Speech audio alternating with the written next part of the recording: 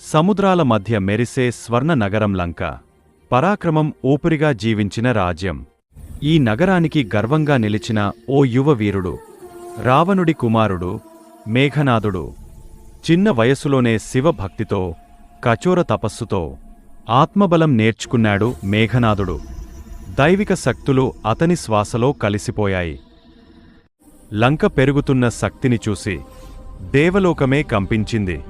దేవేంద్రుడు ఇంద్రుడు వజ్రాయుధంతో ఆకాశం నుంచే దిగవచ్చాడు. మెరుపులు, ఉరుములు, దేవసైన్యం లంకపై దాడి చేసింది.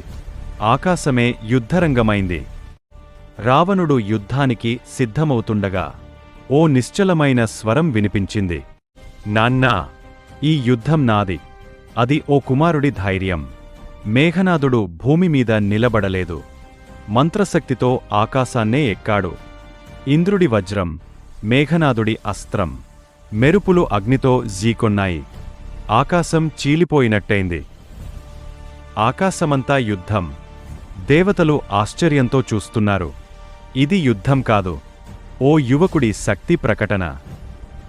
మేఘనాదుడు మంత్రాన్ని ఉచ్చరించాడు. నాగాస్త్రం విడుదలైంది. ఆకాశం నుంచి నాగాలు పుట్టినట్టే దేవేంద్రుడినే కట్టిపడేశాయి. ఆ క్షణంలో సృష్టికర్త బ్రహ్మ ప్రత్యక్షమయ్యాడు. ఆకాశం ప్రశాంతమైంది. యుద్ధం ఆగపోయింది. బ్రహ్మ అన్నారు, ఇంద్రుడిని జయించినవాడివి.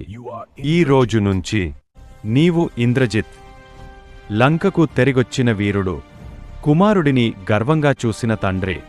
ఇంద్రజిత్ దేవలోకాన్నే వణికించిన పేరు. కాని తండ్రి కోసం పోరాడిన ఓ కుమారుడి కథ.